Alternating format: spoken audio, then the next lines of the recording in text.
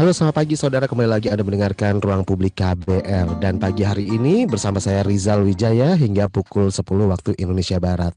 Dan pagi ini kita akan membahas mengenai perkembangan kasus dan vaksinasi COVID-19 yang tentunya dipersembahkan oleh Kementerian Kesehatan Republik Indonesia. Baik saudara, subvarian baru COVID-19 Omikron BA4 dan BA5 telah terdeteksi di Indonesia. Pertama kali dilaporkan pada 6 Juni 2022 yang terdiri dari 1 orang positif BA4 dan 3 orang positif BA5. Dan sejak Selasa 12 Juli hingga Kamis 14 Juli 2022 lalu, kasus positif COVID-19 harian meningkat cukup tajam di kisaran angka 3.000 dan kenaikan mencapai 6 kali lipat dibandingkan pada bulan lalu yang hanya di kisaran angka 500 kasus dalam sehari. Nah, kendati demikian, kenaikan kasus COVID-19 tak diiringi dengan peningkatan vaksinasi booster. Menurut data Kementerian Kesehatan pada Kamis 14 Juli 2022 lalu, pukul 12 waktu Indonesia Barat, vaksinasi booster di Indonesia tercatat di kisaran 52 jutaan orang atau sekitar 25,08%. Angka ini masih sangat jauh ya dibandingkan vaksinasi dosis pertama, yaitu di angka 96,91%. Dan dosis kedua yaitu di angka 81,35%. Nah, seperti apa sih data terbaru dari perkembangan kasus COVID-19 di Indonesia hingga saat ini? Kemudian bagaimana upaya pemerintah untuk meningkatkan capaian vaksinasi di Indonesia? Saya akan menghadirkan narasumber yaitu juru bicara Kementerian Kesehatan yaitu Dr. Muhammad Syahril SPP MPH yang masih dalam perjalanan untuk join secara virtual pagi hari ini melalui Zoom. Baik, dan Anda juga pendengar yang ingin bertanya nanti atau memberikan komentar terkait dengan tema kita hari ini, perkembangan kasus dan vaksinasi COVID-19, saya akan menunggu Anda melalui telepon bebas pulsa ya. Anda bisa siap-siap dari sekarang di nomor 0800 245 7893 atau Anda juga bisa kirimkan WhatsApp di 0812 118 8181. Baik, sudah terhubung bersama juru bicara Kementerian Kesehatan Dr. Muhammad Syahril. Halo, selamat pagi, Selamat Dokter. pagi KBR Maaf dan lo mengganggu teman-teman kesibukannya ya. semua. Salam sehat semua ya Pak. Salam sehat, baik. Ini dia Ya, Pak siapa ya? Pak siapa? Ini. Rizal. Oh Pak Rizal. Sorry baru kenal Iya, Pak siapa ya. pagi-pagi sudah diganggu ya, Pak. Yuk, ini kita maraton. Maraton. Baik, Pak Syahril. Ini sebelumnya mohon diberikan gambaran terkait kondisi COVID-19 di Indonesia saat ini sebenarnya seperti apa sih? Karena mungkin dari beberapa orang, dari beberapa masyarakat kita kayaknya udah mulai apa ya, tidak aware lagi nih. Tidak care lagi dengan COVID-19. Artinya ketika disuruh pakai masker, apa sih COVID udah nggak ada. Nah, seperti itu misalnya. Celutukan-celutukan yang seperti itu. Nah, sepertinya boleh dijelaskan terlebih dahulu bagaimana sih kondisi COVID-19 di Indonesia saat ini, seperti apa data terbaru kasus COVID-19 hingga saat ini. Silakan, dokter. Oke, terima kasih. Selamat pagi semua.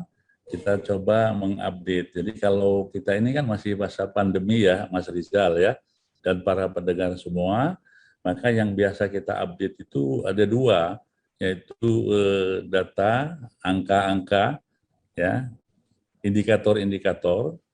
Yang kedua adalah vaksinasi, kan gitu ya. Jadi kalau angka-angka, data-data tadi, satu mulai dari jumlah konfirmasi pasien, ya, gitu ya tiap hari. Nah untuk saat ini konfirmasi tambahan pasien ini masih naik turun ya, masih naik turun. Jadi terakhir kemarin sekitar 4 ribuan, berarti turun. Kita pernah loh minggu yang lalu sampai 5.800 kalau nggak salah ya, terus turun lagi. Jadi dalam bulan Juni dan bulan Juli ini kami sampaikan masih berfluktuasi.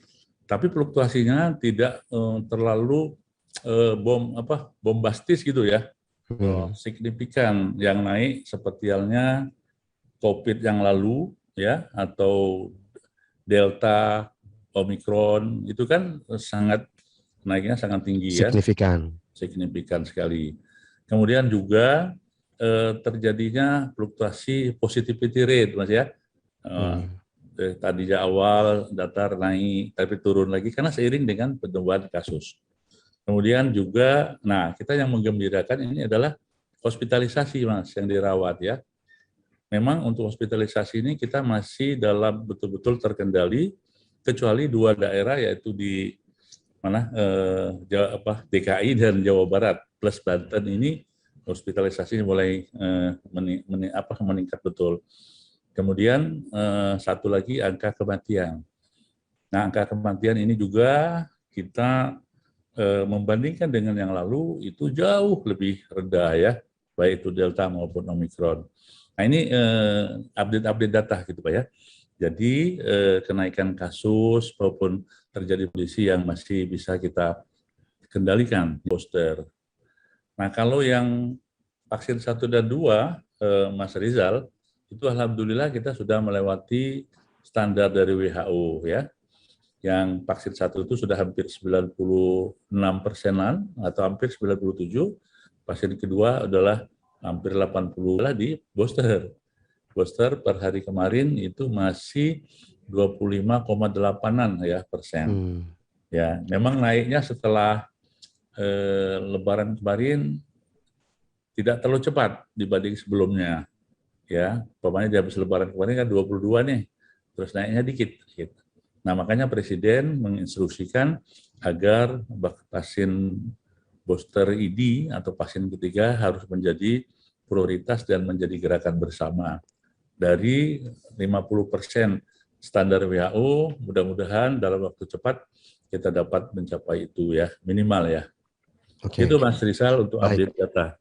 Baik, ini terkait dengan fluktuasi yang tidak signifikan gitu ya Pak ya, tadi disampaikan tidak seperti pada tahun lalu gitu ya, ketika Delta, Omikron pertama kali menyerang gitu ya. Dan beberapa negara ya, dan beberapa negara juga. Oke, ini sebenarnya apakah karena ada faktor tracingnya yang berkurang atau seperti apa sih dokter? Tidak ya. Jadi tracing itu sudah mengikuti dari jumlah atau persyaratan yang harus dilakukan ya, termasuk testingnya. Ya, memang sih kita belum mencapai 100% dari 1:12 ya pasien yang positif itu. Tetapi kalau melihat dari laporan yang ada, alhamdulillah bagus ya, terutama di KI ini itu sudah seiring dengan meningkatnya jumlah kasus dan juga meningkatnya jumlah testing yang ada gitu ya. Dokter mohon maaf kameranya boleh dibuka. Oh kameranya. Iya. Oke, kepencet kali. Gitu Mas ya. Jadi begitu dan tentu saja ada upaya dari kita semua Pak. Itu kan penularan ini walaupun lebih cepat ya, tapi ada upaya dari kita untuk melakukan pengetatan. Nah, mudah-mudahan ini bagian dari upaya bersama pengetatan protokol kesehatan bisa mengendalikan naiknya kasus subvarian baru ini gitu Mas Rizal.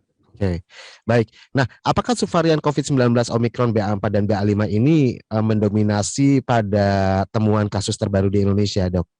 Atau seperti apa? Jadi yang saat ini sudah mendominasi adalah BA5 ya. BA5, kalau BA4 itu sedikit ya, hanya sekitar 35%, sedangkan BA5 itu sudah hampir 90%. Jadi populasi subvarian Omikron ini sudah didominasi oleh BA5 terutama ya. Nah, kemarin muncul ada subvarian baru lagi, yaitu BA2.75, sampai dengan hari ini baru tercatat atau terdeteksi 4 kasusnya ya, dan itu ringan semua. Oke, BA275. Oke, baik. Dan kalau berbicara soal Omikron BA4 dan BA5 ini, yang membedakan apa sih sebenarnya, Dok? Sehingga penularannya juga berbeda, terbukti BA5 lebih banyak ya? Ya, jadi ini kan bagian dari genomnya Mas ya. Genomnya itu artinya kebetulan saja BA5 ini lebih banyak ditemukan pada saat deteksi laboratorium. Tapi gejala yang muncul itu hampir sama ya. Jadi seperti halnya yang Delta dan Omikron yang lalu, ada batuk, ada sakit tenggorokan, ada demam, ada sesak napas, dan gejala yang lain. Hanya tidak seberat yang lalu, ya. Oke. Lalu penularannya juga Sama, sama gitu, dokter? sama. Jadi penularannya sama, deteksinya juga sama, caranya gitu ya, untuk dilakukan, dan pengobatannya pun sama saat ini gitu. Baik. Dan dokter, siapa saja sih yang paling berisiko nih tertular subvarian BA4 dan BA5 bahkan dengan subvarian baru ya, yaitu BA7 berapa Pak? Maaf. 2.75. 2.75. Banyak Ya, banget variannya, Dok. ya emang susah ngapalinnya Pak ya. Pertanyaannya apa tadi Mas? Saya lupa. Iya. Jadi siapa saja nih yang paling beresiko, yang rentan, ya beresiko Ya. tertular Ya. varian ini, subvarian ini BA4, BA5 dan yang terbaru. Sebetulnya semua orang itu punya risiko yang sama Pak untuk terjadi penularan ini. Kalau kebetulan ketemu orang-orang yang sedang sakit, gitu Pak ya. Nah, hanya saja orang-orang yang punya risiko lebih berat dalam hal kesehatan, bukan risiko penularannya ya beda ya. Jadi kalau penularan tadi hampir semua sama. Jadi kalau orang kena sama. Cuman orang-orang yang punya risiko tinggi, yaitu lansia, komorbid, gitu Pak ya, itu mempunyai satu risiko yang lebih berat apabila kena subvarian ini gitu loh. Gitu ya. Jadi dia punya komorbid, usia lanjut itu kan punya keterbatasan nih organnya ya. Nah, kalau kena dengan ini dia makin berat gitu ya. Jadi dia kalau orang-orang yang tadi hanya OTG atau ringan, dia bisa masuk ke dalam yang lebih berat karena keterbatasan tadi ya. Contohnya pasien diabetes mellitus, kemudian ada hipertensi, ada stroke, gangguan jantung dan sebagainya, itu dia punya risiko dia lebih berat kenanya. Oke. Dok, kalau tentang keterisian rumah sakit atau vaskes hingga saat ini terhadap para pasien COVID-19, seperti apa nih hitung-hitungannya atau datanya yang terbaru? Ya, jadi kalau secara nasional dia masih di bawah 5% ya. Cuman tadi yang saya sebut dua daerah tadi, Jakarta itu sudah di atas 10%, 12 atau 13% tingkat hunian rumah sakit. Itu. Hanya saja memang angka kematiannya yang masih rendah semuanya. Oke. Dan ini hitungannya juga udah sampai luar Jawa ya dokter ya untuk penyebaran varian Omikron BA4 dan BA5 ini ya? Ya. Udah menyeluruh maksudnya, bukan hanya di Jawa saja? Ya, di bulan Juni yang lalu ada 17 ya provinsi yang kasusnya nol betul. Sekarang sudah hampir semuanya, tapi tetap yang di luar Jawa tadi dikit sedikit, hanya kadang-kadang hanya di bawah 10 gitu ya. Nah, tetapi bagaimanapun tetap harus diwaspadai walaupun hanya sedikit karena virus ini kan menyebarnya lebih cepat gitu ya, walaupun itu kewaspadaan tetap diminta kepada seluruh masyarakat yang ada di Indonesia ini.